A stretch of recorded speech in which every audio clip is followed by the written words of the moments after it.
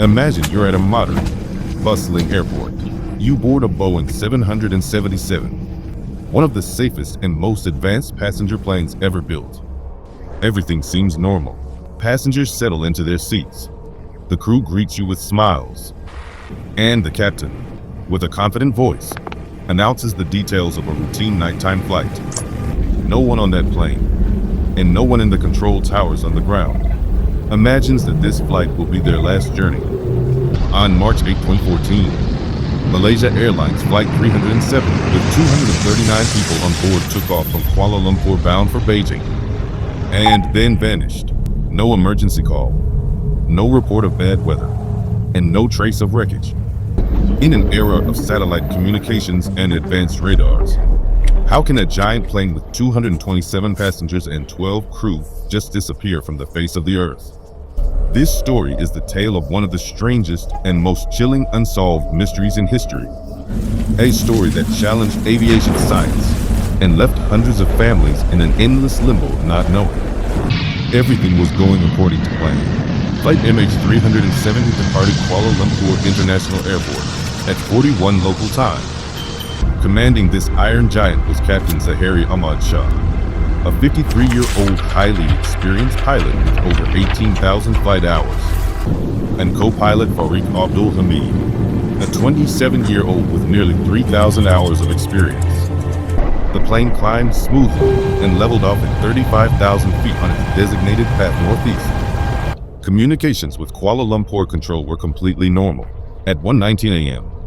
as the plane was about to enter Vietnamese airspace. The last verbal message came from the cockpit.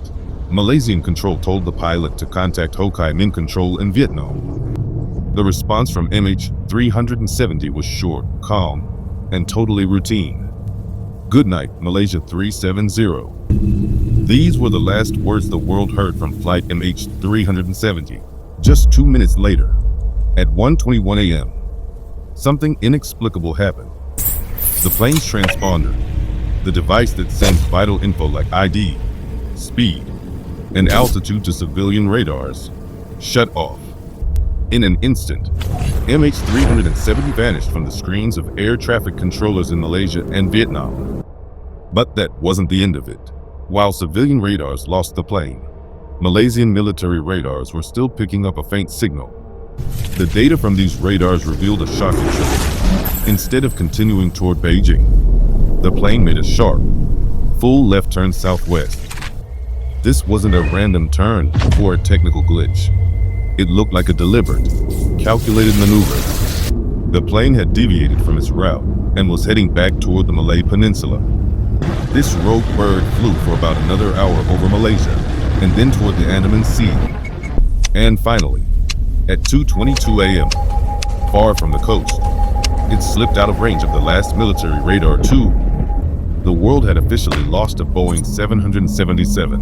With communications cut, search and rescue operations kicked off immediately. The initial focus was naturally on the plane's last known position in the South China Sea, the area between Malaysia and Vietnam. Dozens of ships and planes from different countries searched the region for days, but nothing turned up. No oil slick, no piece of fuselage, not even a life jacket. It was like the plane had vaporized into thin air. While search teams were looking in the wrong place, engineers at the British satellite company Inmarsat made a fateful discovery. They realized that even after all communication systems went dark, the plane's engines were automatically sending a short signal or ping to one of their satellites every hour. This was an automatic, non-disableable action just to confirm the system was active. These pings changed the course of the investigation forever. The last ping came at 8:19 a.m., more than 7 hours after the plane disappeared from radar. That meant MH370 had kept flying for hours. By analyzing the round-trip time of these signals, experts could map two massive geographic arcs where the plane might have been at its final moment. A northern arc stretching from Thailand to Kazakhstan, and a southern arc covering the depths of the Indian Ocean. The northern arc seemed unlikely because it crossed the airspace of several countries with extensive radar coverage. No country reported an unidentified plane flying through its skies.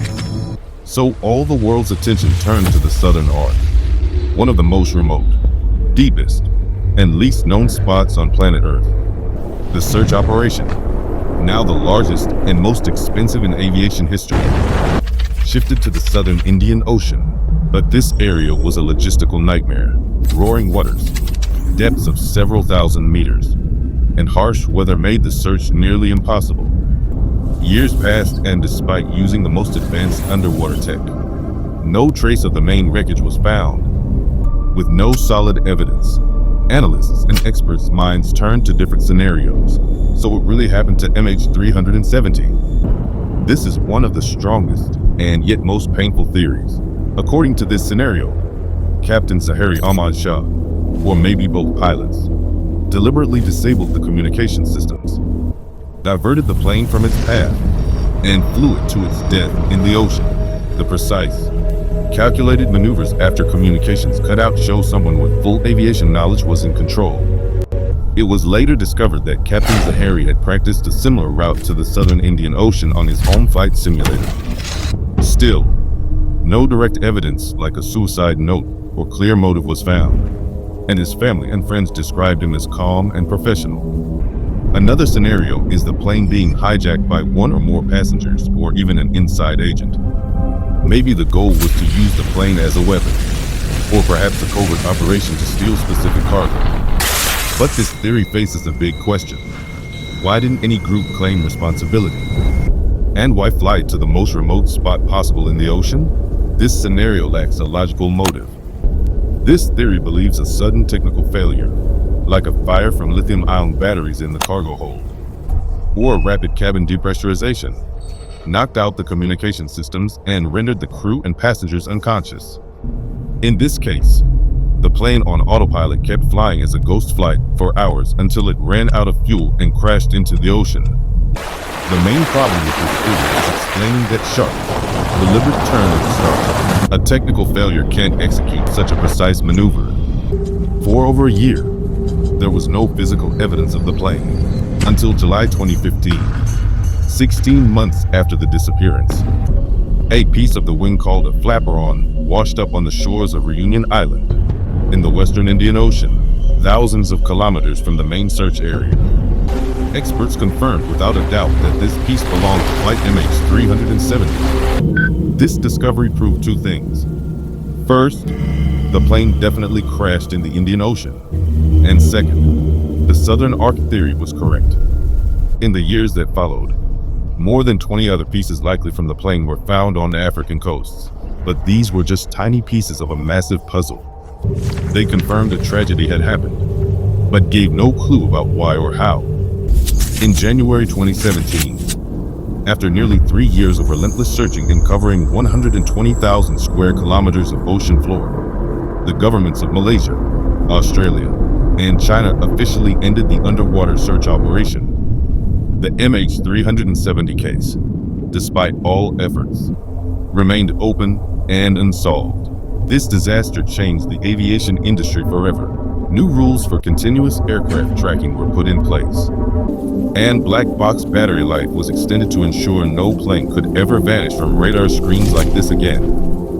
But these changes offer no comfort for the endless pain of the families of the 239 people on flight MH370. They still don't know what their loved ones experienced in those final moments. Was it a mad act by a pilot, a silent, soundless hijacking, or a chain of events and technical failures that science still can't explain? The ultimate truth of flight MH370 lies buried in the cold, dark depths of the Indian Ocean, in a lost file that may never be opened. Thank you so much for sticking with us until the end of this video, and we hope you really enjoy watching it. If you don't want to miss the next videos, please subscribe to the channel and like the video.